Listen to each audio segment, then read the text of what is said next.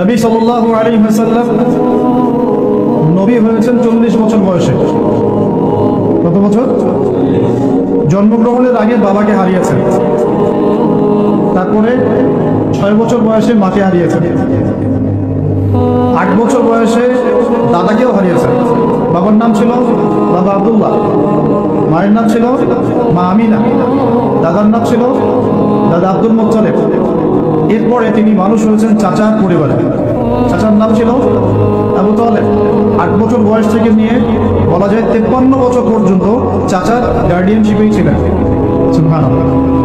এই চাচা আবু তালেব নবী সাল্লাল্লাহু আলাইহি ওয়াসাল্লামের জন্য এবং দ্বীন ইসলামের জন্য এমন কোনো ত্যাগ নাই যা স্বীকার করে দেন। চাচা আবু তালেব নবী সাল্লাল্লাহু আলাইহি ওয়াসাল্লামকে যে সাপোর্টটা দিয়েছেন, এই সাপোর্টটা আমরা সবাই মিলেও এখনো দিতে পারি নাই। বিশ্বাস করেন? যে সাপোর্টটা নবী সাল্লাল্লাহু আলাইহি ওয়াসাল্লামকে চাচা আবু তালেব দিয়েছেন, এই সাপোর্ট আমরা সবাই মিলেও তাকে দিতে পারি নাই। চাচা আবু তালেব শেষ পর্যন্ত কালিমা পড়েন নাই। সাহাবীরা জিজ্ঞাসা করেছিলেন যে ইয়া রাসূলুল্লাহ সাল্লাল্লাহু আলাইহি ওয়াসাল্লাম, আপনাকে এত সাপোর্ট দেওয়ার পরে চাচা আবু তালেবের কি কোনোই উপকার হবে না, লাভ হবে না? নবীজি বলেছেন সাল্লাল্লাহু আলাইহি ওয়াসাল্লাম, আমি না থাকলে আমার চাচাকে জাহান্নামের একদম অতল তলে রাখা হতো। আমার কারণে আল্লাহ রাব্বুল আলামিন তাকে জাহান্নামের উঁচু জায়গায় রাখবেন, জাহান্নামের উঁচু জায়গায় রাখবেন, যেখানে আগুন তার পায়ের গোড়ালি স্পর্শ করবে, এতেই তার মগজ টকবক করে ফুটতে পারে। এমন কোনো সাপোর্ট নাই চাচা দেন নাই। মক্কার প্রায় 13 বছর যখন দাওয়াতি কাজ করছেন নবী সাল্লাল্লাহু আলাইহি ওয়াসাল্লাম, মানুষ গালি দিচ্ছে, কেউ থুতু নিক্ষেপ করছে, কেউ নামাজরত অবস্থায় মাথার উপরে উঠে নাড়ি ভুড়ি চাপিয়ে দিচ্ছে, কেউ বলছে এই ব্যক্তি জাদুকর, এই ব্যক্তি গণক, এই ব্যক্তি মিথ্যাবাদী, নাউজুবিল্লাহ, এই ব্যক্তি ফারিকুল জামাত বিভক্তকারী, এই ব্যক্তি মাজনুন, পাগল। তাকে আগলে রেখেছেন তার চাচা। মানুষ অর্থনৈতিক বয়কট করছে, চাচা আগলে রেখেছেন। 3 বছর সমাজ থেকে বহিষ্কার করা হয়েছে, গাছের ছাল পাতা খেয়ে থেকেছেন বনু হাশিম, চাচা আগলে রেখেছেন। চাচা ছোটবেলা থেকে তাকে এত মহব্বত করেছে, তার ছেলেদেরকে নিয়ে যখন খেতে বসতেন, আমাদের নবী সাল্লাল্লাহু আলাইহি ওয়াসাল্লাম একটু লাজুক ছিলেন, তিনি শোরগোল করতেন না, চুপচাপ খেতেন। চাচা আলাদা করে একটা খাবার রেডি করে তাকে আলাদা করে ডেকে খাওয়াতেন, কারণ সবার সামনে হয়তো সে বলতে পারছে না, লজ্জা পাচ্ছে, শাই ফিল করছে, বাবা নাই মানুষের সংসারে, হয় না? এটা আপনারা হয়তো সবাই বুঝবেন না, আমরা বুঝি। যারা বাবা বা মা ছাড়া বড় হয়েছে অন্যের সংসারে, তারা এগুলো বুঝতে পারে। নবী সাল্লাল্লাহু আলাইহি ওয়াসাল্লাম এতিমদের প্রতি এত রহমদিল কেন ছিলেন? কারণ তিনি তো এতিম অবস্থায় বড় হয়েছে, তিনি তার কষ্টটা বুঝতেন। আমরা যদি এখানে যদি কেউ এতিম থাকেন, তিনি বুঝবেন এতিমের সাইকোলজি কেমন, তার চাহিদা কেমন, কষ্ট কেমন। তো বারবার বলে আসছি কয়েকদিন থেকেই, আমাদের তো কারো সন্তান মারা যায়নি, আমাদের কারো সন্তান কিন্তু বোম মেরে বুলেট দিয়ে গুলি করে হত্যা করা হয়নি। আমরা তো সেই লাশ দাফন করি না। তাহলে আমরা কিভাবে প্যালেস্টাইনের মাজলুম ভাইদের আর্তনাদ আমাদের কান পর্যন্ত পৌঁছাবে? কিভাবে পৌঁছাবে? পৌঁছালেও কলব পর্যন্ত পৌঁছাবে না। আমার সাথে তো এটা হয় নাই। চাচা আবু তালেব তাকে এত মহব্বত করেছেন, আমি ভাষায় প্রকাশ করতে পারি। আর আমরা চাচা আবু তালেব সম্পর্কে অনেক সময় আলোচনা করি, কিন্তু তার চাচির কথা বলে থাকি। তার চাচির নাম ছিল ফাতিমা, নাম ছিল, এই নামে তিনি তার মেয়ের নাম রেখেছেন। এই ফাতিমা তার চাচি নবী সাল্লাল্লাহু আলাইহি ওয়াসাল্লামকে আলাদা করে ডেকে খাওয়াতেন, মহব্বত করতেন। তিনি কিন্তু তার সন্তান না, অন্য কারো সন্তান। একজন মেয়ের পক্ষে অন্যের সন্তান মানুষ করা চারটাকারি কথা না। সতীনের সন্তানই সহ্য করতে পারে না, আর অন্য মানুষের সন্তান নিজের মতো করে মানুষ করা একটা মেয়ের পক্ষে এত সহজ না। এই কাজটা চাচি করেছেন। আমি একটা জায়গায় আসতে চাচ্ছি, এত কিছু করার পরেও, সমাজের মানুষের অত্যাচার, নির্যাতন সব থেকে ভাতিজাকে প্রোটেক্ট করার পরেও শেষমেশ তিনি কালিমা লা ইলাহা ইল্লাল্লাহ সাক্ষ্য দেন নাই। শেষ মুহূর্তে নবী সাল্লাল্লাহু আলাইহি ওয়াসাল্লাম বারবার বলছিলেন, চাচা খালি কালিমা পড়ে, আমি আপনার জন্য আল্লাহর কাছে সুপারিশ করি। বারবার জিজ্ঞাসা করা হচ্ছে, চাচা আপনি কালিমাটা পড়ে, আমি আপনার জন্য আল্লাহর কাছে সুপারিশ করি। শেষমেশ তিনি বলেছেন যে না, আমি আব্দুল মুত্তালিবের ধর্মের উপরে থাকলাম। সারা জীবন সাপোর্ট দেওয়ার পরে কালিমা পড়ে মুসলিম না হওয়ার ফলশ্রুতিতে আল্লাহ নবীজি বলছেন আল্লাহ পাক তাকে জাহান্নামের উঁচু স্থানে রাখবেন। আমরা যারা মুসলমান মুসলিম পরিবারে জন্মগ্রহণ করেছি, আমরা বা আমাদের মধ্যে বেশিরভাগ মানুষ এখনো এই নিয়ামতের শুকরিয়া আদায় করতে পারি নাই যে আল্লাহ পাক আমাদেরকে মুসলমান পরিবারে জন্ম দিয়েছে, কালিমা পড়ার তৌফিক দিয়েছে। আমরা সহজে যা পেয়ে যাই তার মূল্য বুঝি না। আল্লাহ পাক যে আমাদেরকে, আল্লাহ পাক কি আমাকে জিজ্ঞাসা করেছিলেন আবু তো আদনান তোমাকে মুসলিম বানাবো না মুসলিম বানাবো? আপনাকে কি আল্লাহ পাক জিজ্ঞাসা করেছেন যে আব্দুল্লাহ আব্দুর রহমান তোমাকে মুসলিম বানাবো না মুসলিম বানাবো, তুমি কি চাও? আল্লাহ পাক আমাদেরকে জিজ্ঞাসা করেন নাই। নিজ অনুগ্রহে আল্লাহ পাক আমাদেরকে মুসলিম পরিবারে জন্ম দিয়েছে। সেই মুসলিম পরিবারের মানুষ এখন কালিমা লা ইলাহা ইল্লাল্লাহর সঠিক মর্মও জানে না, তাওহীদও জানে না, শিরকও চিনে না, ইমানের রোকনগুলোও বোঝে না, ইমানের মূলনীতিও বোঝে না, ইমান ভঙ্গের কারণও বোঝে না, কোনো কোনো ক্ষেত্রে ওযু গোসলের মাসলা মাসাইলও জানে না, নামাজ পড়ার ফরজ ওয়াজিব সুন্নাত মুস্তাহাব বোঝে না, নামাজ পড়েও না। মাশাআল্লাহ, জুমার দিনে নামাজ পড়তে আসে অনেকেই, ঈদের দিনে কুতুব দেখা যায়, আর জানাজার নামাজে কুতুব দেখা যায়। আর দেখা যায় যারা এরকম নামাজ কারা পড়ে না তাদের জানাজা আবার 3-4 বার হয়। নামাজগুলো মানে বাকি শোধ করে পড়ে, রোজা রাখে না, যাকাত তো মাশাআল্লাহ প্রায় উঠে গেছে বললেই চলে সমাজ থেকে। বাংলাদেশের ধনিক শ্রেণীরা যদি যাকাত দিত 10টা পদ্মা শুধু বানানো যায়। বিশ্বাস করতেছে না? ধনীরা যদি সত্যি সত্যি জাকাত দিত, জাকাতের টাকা পদ্মা শুধু দেওয়া যাবে কিনা সেটাও একটা মাসালা। আমি একটা এক্সাম্পল দিলাম, জাকাতের টাকা তো ওইটা করা যাবে কিনা একটা মাসালা, তাই না? জাকাতের খাটতো 8টা, إنما الصدقات للفقراء والمساكين والعاملين عليها والمؤلفة قلوبهم وفي الرقاب وفي سبيل الله এরকম কয়েকটা খাত আছে। আমি একটা এক্সাম্পল দিলাম, যদি বাংলার মানুষ ধনিক শ্রেণী ঠিকঠাক জাকাত দিত, বিশ্বাস করেন সমাজে আপনি দরিদ্র মানুষ খুঁজে পেতেন। জাকাত ভিত্তিক অর্থনীতি চালু আপনি করতে পারবেন না, রাষ্ট্রীয়ভাবে পারবেন না। তবে কেন পারবেন না? কারণ প্রত্যেকটা রাষ্ট্রের উপর জাতিসংঘের নিয়ন্ত্রণ আছে। আমি ভাই খোলামেলা কথা বলার মানুষ, যদি কারো পছন্দ না হয় কিছু করার নাই, আমাকে বলতে হবে। আপনি আমার সাথে একমত হন বা না হন, অ্যাটলিস্ট শুনেন, পরে সত্য মিথ্যা আপনি যাচাই করেন, মানা না মানা আপনার বিষয়। আমি জাস্ট বলতেছি, আমি তো আপনার মস্তক দখল করতে পারবো না, আমরা তো খুবই দুর্বল।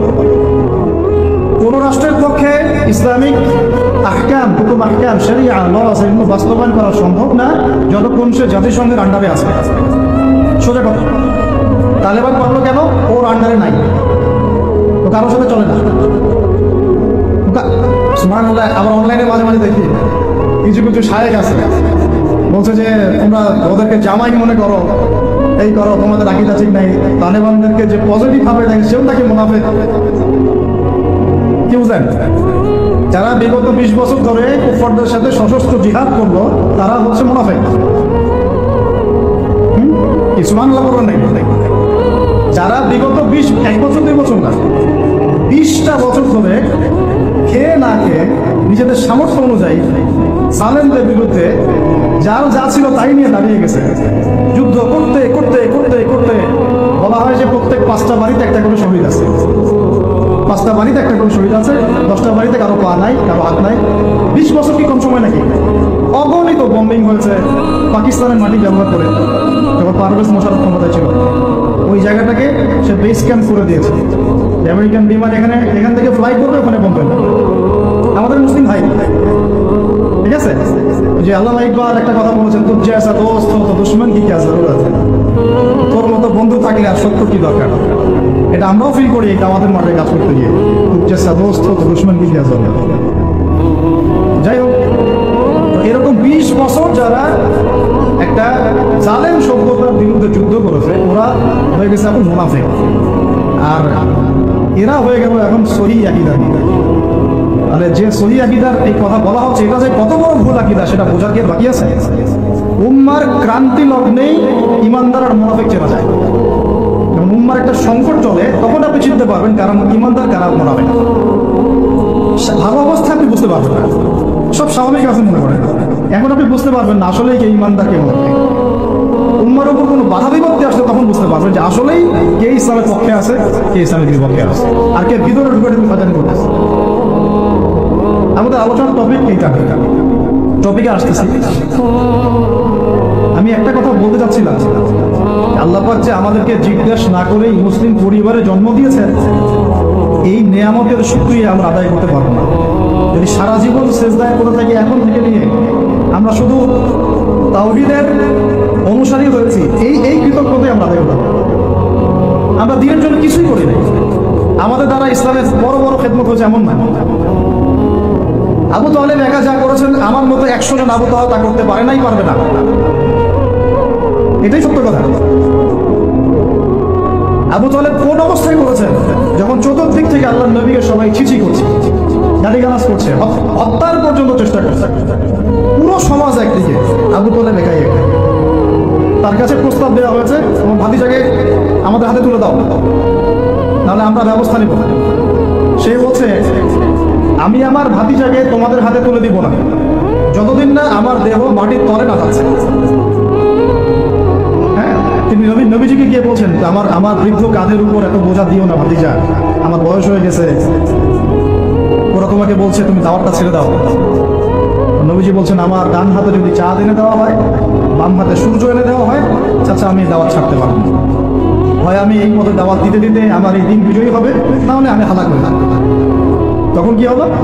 তখন তিনি বললেন যে ওরা তোমার দিকে আসতে পারবে না দলে দলে, যতক্ষণ না আমি আবু তালেব দাফন করছি মাটির তলে। কথা বুঝতে পারছেন? এখন মূল কথাটা হচ্ছে, আমরা যারা মুসলিম পরিবারে জন্মগ্রহণ করেছি, এরপরেও আমরা তাওহীদের জ্ঞান অর্জন করছি না, শিরক থেকে দূরে থাকছি না, নামাজ পড়ছি না 5 ওয়াক্ত ফরজ নামাজ, যাকাত দিচ্ছি না, সওম রাখছি না, প্রোটেস্ট্যান্ট মুসলিম হয়েছি, Protestant version of Islam follow করছি, ইসলামের দাওয়াতের কাজ করছি না, দিনের বিজয়ের কোনো ফিকির করছি না। সত্যি কথা বলতে আমাদের দুনিয়াতে থাকাচ্ছে না থাকাই পারে। আমরা এখন গরু ছাগল। বিশ্বাস করেন আমার কথা, আল্লাহ আমাকে এই শব্দই বলছে সূরা আরাফ, সূরা আরাফের সম্ভবত 189 নম্বর আয়াত, 189। ولقد بعد أعوذ بالله من الشيطان الرجيم ولقد ذرأنا لجهنم كثيرا من الجن والإنس। আল্লাহ পাক বলেন, আমি প্রচুর জিন আর মানুষকে দিয়ে জাহান্নাম পূর্ণ করব। বলি নাউযুবিল্লাহ। লাহুম কুলুবুন, কেন পূর্ণ করব? তাদের কি অপরাধ ছিল? কি অপরাধে করব? লাহুম কুলুবুন, তাদেরকে কলব দিয়েছিলাম, লা ইয়াফকাহুনা বিহা, বোঝার চেষ্টা করে না। ওয়া লাহুম আযানুন, কান দিয়েছিলাম, লা ইয়াসমাউনা বিহা, শুনে নাই। ওয়া লাহুম আ'য়ুনুন, চোখ দিয়েছিলাম, লা ইউবসিরুনা বিহা, চোখ দিয়ে দেখে নাই, কলব দিয়ে উপলব্ধি করে নাই, কান দিয়ে বলেন শোনে নাই, চোখ দিয়ে দেখে নাই। উলাইকা কাল আনআম, এরা ছিল আনআমের মতো। আনআম কি? আনআম মানে গবাদি পশু, ক্যাটলস, গবাদি পশু। শুধু তাই না, বাল হুম আদল, বরং এর চেয়েও নিকৃষ্ট ছিল। গবাদি পশুকে যে দায়িত্ব দেওয়া হয়েছে ও সেটা পালন করে। প্রত্যেক প্রাণীকে যে দায়িত্ব দেওয়া হয়েছে সেই দায়িত্ব তারা পালন করে কি না? না হলে আমরা এত বড় বড় প্রাণীর সাথে কিভাবে পেরে উঠতাম? একটা গরু নির্দ্বিধায় জীবনকে সঁপে দিচ্ছে, বিদ্রোহ করছে না, করছে? তো আল্লাহ পাক এই কথা বলছেন, উলাইকা কাল আনআম, তারা হচ্ছে গবাদি পশু, বাল হুম আদল, বরং তার চেয়ে নিকৃষ্ট। কারা? উপলব্ধি করে না, দেখে না, শোনে না। এখন আমাকে উত্তরটা দেখি, আমাদের মধ্যে এখানে কোন ব্যক্তি আছেন যে চোখে দেখেন না, কানে শোনেন না, উপলব্ধি করেন না? আমরা সবাই চোখে দেখি। এই চোখে দেখি কিনা? দেখতে পাচ্ছেন তো আপনি? কানে শুনতে পাচ্ছেন কিনা? তাহলে আল্লাহ পাক কোন চোখের কথা বলছেন আর কোন কানের কথা বলছেন যেগুলো অন্ধ? বলেন। নিঃসন্দেহে অন্য একটা চোখ আছে, আরেকটা কান আছে, আরেকটা চোখ আছে, কান আছে, সেটা কোথায় হবে? তাহলে আবু জেহেল আল্লাহর নবীকে চিনতে পারছে না, আবু বকর রাদিয়াল্লাহু আনহু চিনতে পারছেন, তাহলে দুজনের তো বাইরের চোখ একই। কোন চোখ তাহলে অন্ধ আবু জেহেলের, যে কারণে আবু জেহেল আল্লাহর নবীকে চিনতে পারবে? এখন পরে মুসলমান পরিবারে জন্ম নেওয়ার পরে আমরা যারা নামাজ পড়ি না, যাকাত দেই না, রোজা রাখি না, সামর্থ্য হচ্ছে হজ করি না, জুমার দিনে আসি, ঈদের দিনে আসি, হ্যাঁ, সৎ কাজে আদেশ করি না, অসৎ কাজে নিষেধ করি না, কোরআন তেলাওয়াত করা শিখি না, রাসূলের সুন্নাহ মাফিক জীবন করি না, আর অর্থনীতি রাজনীতিতে গেলাম না, ওটা গেলামই না। বা তো অনেক বড় স্কেল। তাহলে আমাদের কি চোখ আসলেই আছে, কান আসলেই আছে, কদম কি আসলেই চিন্তা, না সত্যিকার অর্থে আমরা গবাদি পশু হয়ে গেছি? আত্মপর্যালোচনা করতে হয়। তো আত্মপর্যালোচনা, মোরাকাবা মানে হচ্ছে আত্মপর্যালোচনা, নিজেদেরকে নিয়ে ভাবতে হবে। তো এখন আপনি আমাকে উত্তর দেন, যেই মুসলমান নামাজ পড়ে না, রোজা রাখে না, দাওয়াতের কোনো মেহনত নাই, দিন প্রতিষ্ঠার সংগ্রাম নাই, কোরআনও তেলাওয়াত করতে জানে না, আল্লাহর পথে সদকা করে না, তাওহীদের জ্ঞান নাই, শিরকের জ্ঞান নাই, সুন্নতের জ্ঞান নাই, বেদাতের জ্ঞান নাই, ঈমান ভঙ্গের কারণ জানে না, ওযু করার মাসালাও জানে না, এই মুসলমান সারা বিশ্বে মার খাবে না তো কারা খাবে? আমাকে বলে উত্তর দেন। আমার জানা নাই, আমি এগুলো বুঝি না, বুঝতে আসছি, আমি অনেক কিছুই বুঝি না, আমার বুঝের সাথে অনেক কিছুই মিলে না। আমার বুঝ এইটা যে মার খাবো না তো খাবে কারা, এটা আমার বুঝ। এখনো যে আমরা বসে আছি এখানে খাই নাই, সেটাই তো আল্লাহ পাকের রহমত। অনেক আগেই তো আমার গজব আসা উচিত ছিল, নামাজ তো আগেই ছেড়ে দিছো তুমি, যাকাত দাও না, রোজা রাখো না, রাসূলের সুন্নাতের কোনো খবরই নাই, প্রতিদিন ক্লিনশেভ করতেছো তুমি, আল্লাহ রাসূলের সুন্নাতকে জবাই করতেছো, প্রতিদিন করতেছো, পর্ন দেখতেছো, বাইকে করে মেয়ে নিয়ে ঘুরতেছো, ইউনিভার্সিটিতে গোল হয়ে বসে আসো মেয়েদের সাথে আঙ্গি মারতেছো, sorry for my language, available তো হচ্ছে, অ্যাভেলেবল মেয়েরা জেনা করতেছে, বহু ছেলে বলে এখন বিয়ে তো কঠিন, এই জন্য এই পথটা বেছে নেয়, এই পথটা সহজ, 5 দিন 7 দিন একটা মেয়ে কিনে ঘুরলে দেখা যায় যে বিছানায় চলে যাওয়া যায়। এখন তো এই যুগ চলতেছে, আগেকার সেই যুগ নাই তো যে চিঠি দিয়ে প্রেম করে, লম্বা প্রেম হয়, পরে বিয়ে হয়, এখন সব বৈহিক সম্পর্ক, 1 মাস একজনের পিছনে ওটা হয়ে গেছে, আরেক পরের মাসে আরেকটা। ইউনিভার্সিটিতে জেনা আছে, এমনকি চাকরি ক্ষেত্রে প্রি মিক্সিং,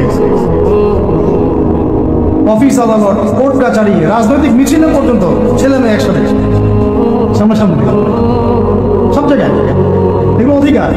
এই প্রি মিক্সিং এর কারণে কি হয়েছে, আমরা জেনাটাকে উন্মুক্ত করে ফেলেছি।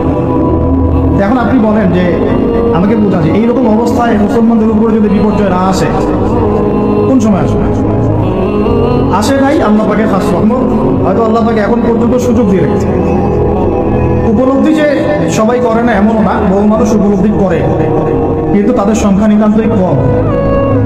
আর তাদের মধ্যে আবার বিভক্তি আছে, অনৈক্য আছে, আপোষে হিংসা, বিদ্বেষ, পরশ্রীঘাতকতা, তারা আবার ইউনাইটেড না। তো বদরগঞ্জবাসীর জানা উচিত যে বদরের যুদ্ধ হয়েছে দ্বিতীয় হিজরি, দ্বিতীয় হিজরি। আল্লাহ নবী সাল্লাল্লাহু আলাইহি ওয়াসাল্লাম এই চাচার সংসারে মানুষ হয়েছেন প্রায় 53 বছর পর্যন্ত। এই চাচাই তাকে বিয়ে দিয়েছেন 25 বছর বয়সে। তার আগে চাচার ব্যবসা তিনি সামলেছেন, ওই ব্যবসার কাফেলা খাদিজা রাদিয়াল্লাহু আনহার অর্থ ছিল। এই ব্যবসা দিয়ে তাকে টেস্ট করলেন, দেখলেন আমানতদার, সুদর্শন, মাশাআল্লাহ উন্নত চরিত্রের মানুষ, উন্নত রুচিবোধের মানুষ, আল্লাহ আমিন, বিশ্বস্ত। বিয়ের প্রস্তাব পাঠালেন, চাচা বিয়ে দিয়ে দিলেন তার সাথে, খাদিজা রাদিয়াল্লাহু আনহার সাথে। তখন তার বয়স কত ছিল? 25, তার বয়স কত? 40। আমাকে এই সেকুলার সমাজকে আমরা বলতে চাই, আমি বলতে চাই অ্যাটলিস্ট, মনে করেন কথার কথা যে আমার স্ত্রীর বয়স 40, আমার বয়স 25, কারণ আমরা একে অপরকে মহব্বত করি, ভালোবাসি, আমরা সংসার জীবনে হ্যাপি, সুখী, এবং আমাদের সন্তান সন্ততিও হচ্ছে। এমন না যে আমরা মেডিকেল সায়েন্সের ভাষায় এই দিকে আমরা অক্ষম। মহব্বত আছে, দুজনকে পেয়ে সুখী, একে অপরকে ভালোবাসি, সন্তান হচ্ছে। আপনার কোনো সমস্যা? আমি আমার এই ম্যারিড লাইফে আমরা হ্যাপি, আপনার কোনো সমস্যা? আমার স্ত্রীর বয়স 40, আমার বয়স 25। মনে করেন আমার বয়স এখন কত চলছে? 32-33 হবে আর কি, সূর্যের হিসেবে, কিন্তু বয়স কিন্তু ফিক্স হয় চন্দ্রের হিসাবে, আমরা সূর্য হিসাব করি। এখন ধরেন আমি একটা বিয়ে করলাম, ধরেন তো স্ত্রীর বয়স মনে করেন 16 বছর, কত মনে করেন 16 বছর। 16 বছর একটা মেয়ের কি হায়েস হয়? হায়েস বোঝেন? আচ্ছা, সে কি সন্তান জন্মদানে সক্ষম? সে কি ম্যাচিউর, ফিজিক্যালি স্ট্রং? এখন ওর বয়স 16, আমার বয়স 32, ডাবল, 16 দুগুণ 32 না? তাই তো, অঙ্ক ভুলে গেছি ভাই। আচ্ছা, এখন ও আমার সাথে হ্যাপি, আমি তার সাথে হ্যাপি, সন্তান জন্ম হচ্ছে, দুজন সুখে আছি, মহব্বতের সাথে আছি, সুস্থ আছি, কোনো সমস্যা আপনার? তো এই হলো অবস্থা, সার্কাস।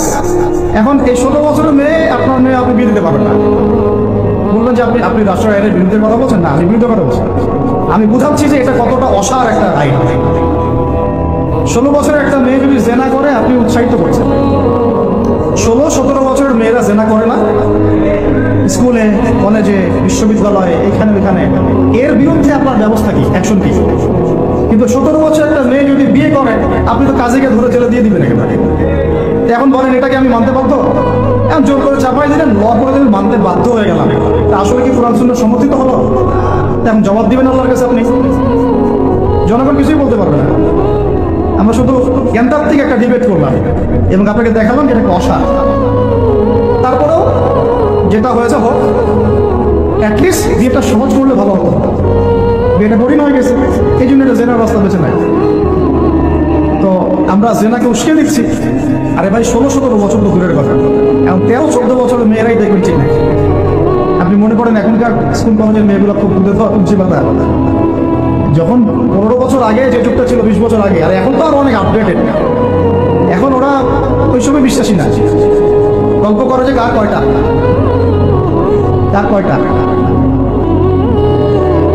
কোনো ভাই হাসেন না। কোনো ক্ষেত্রে মাদ্রাসাও এর থেকে মুক্ত হয় নাই। আমাদের দিকেও তো বলতে হবে, ইনসাফ করতে হবে। তো বহু মাদ্রাসাতেও জেনা ঘটনা ঘটছে এখন, কারণ এটা পর্নোগ্রাফির যুগ। কিসের যুগ? একজন টিচার যদি কোরআনে হাফেজ হয়, আলেম হয়, এবং একই সাথে যদি কোরআনে এডিক্টেড হয়, সেই ব্যক্তির দ্বারা ধর্ষণ হতে পারে। যদিও সে হাফেজ, যদিও সে আলেম, যদিও সে দায়ী, বুয়ে বানিয়েছে। এরকম ঘটনা ঘটছে। কোনো কোনো ক্ষেত্রে ছেলের সাথে জেনা পর্যন্ত হচ্ছে। মানে ভাই, আমি কি বানায় কথা বললাম? যেই করুক এটা পাপ। শাস্তিও আবার কি? ধর্ষণের শাস্তি কি? ইসলামের শাস্তি কি? মৃত্যুদণ্ড। কয়টা কার্যকর করতে পারবেন আপনি? সব দিকে সমস্যা। আমি যে পয়েন্টে আছে এখানে চলে আসেন, এখানে সাউন্ড বন্ধ করে। সেটা হলো, তার বয়স তখন 40, আমাদের নবীজির বয়স 25। ম্যারিড জীবনে হ্যাপি, 6টা সন্তান হয়েছে। কয়টা? আর নবী সাল্লাল্লাহু আলাইহি ওয়াসাল্লাম খাদিজা রাদিয়াল্লাহু আনহার কাছ থেকে যে মমতা, যে ভালোবাসা, যে সাপোর্ট পেয়েছেন, এটা বিরল। এই যুগে এমন মেয়ে পাওয়া হয়তো বা সম্ভব, কারণ এই যুগে তো আমরাও সাহাবীদের মতো না।